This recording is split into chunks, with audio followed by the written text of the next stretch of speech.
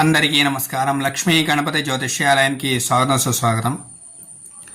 ఈరోజు మనం శనిగ్రహం గురించి తెలుసుకుందాం కొన్ని విషయాలు. ఈ శనిగ్రహం దేనికి అంటే మన దాంట్లో చాలామంది చాలా రకాలుగా అనుకుంటారు.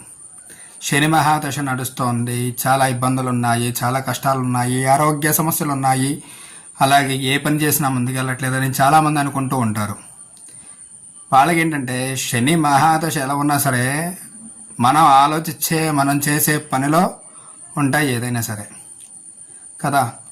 అలా చేయాలి అంటే మనలో కొంచెం ఆలోచన తత్వం ఉండాలి, చేసే సంకల్పం ఉండాలి, మనం చేయగలము అనే ఒక గట్టి నిర్ణయం అనేది ఉండాలి.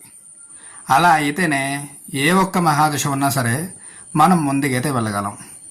శని మహాదశ ఎలా ఉంటుందనేది తెలుసుకుందాము. శని మహాదశ ఎలా ఉంటుందంటే అనేక రకాల సమస్యలు అనేవి ఉంటాయి.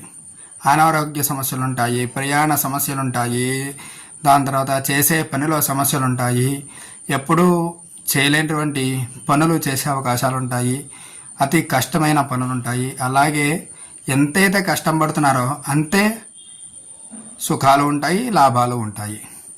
అది దేనివల్ల అంటే కొంతమంది అనుకుంటారు శని మహాదశ వచ్చినప్పుడు అంతా బాగానే ఉందండి, శని మహాదశ బయలుపోయేటప్పుడు మాత్రం చాలా కష్టాలు పెడుతూ వెళ్తున్నారు అనేసని. అదంతా దేనివల్ల అంటే శని మహాదశ చాలా మంచిది. ఆయుష్యం, ఆరోగ్యం, గండాలు ఇలాంటివి ఏమన్నా ఉంటే కనుక జీవితంలో ఆ ఒక్క శని తీసుకువెళ్ళిపోతాడు అనమాట మొత్తాన్ని కూడా.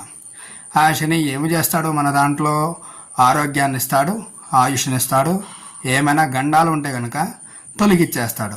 మరి అలాంటి ఆయన్ని మనం శని మహాదశ తగిలిందండి, చాలా కష్టాలు పడుతున్నాము అంటే మనిషి అన్న తర్వాత ఏదైనా కష్టపడాల్సిందే. కానీ అనేక రకాల సమస్యలు పడితేనే మనిషి అవుతాడు తప్ప కష్టాలు పడలేకపోతే మనిషి ఎందుకు అవుతాడు, అది కూడా ఆలోచించుకోవాలి.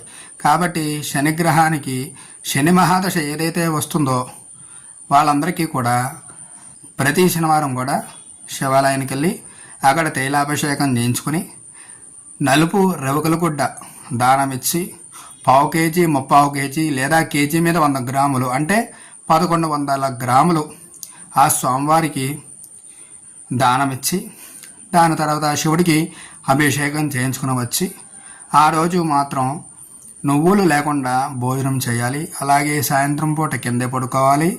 ఉల్లిపాయలు, మసాలాలు, వెల్లుల్లిపాయలు తినకూడదు. అలాగా 19 వారాలు చేయండి.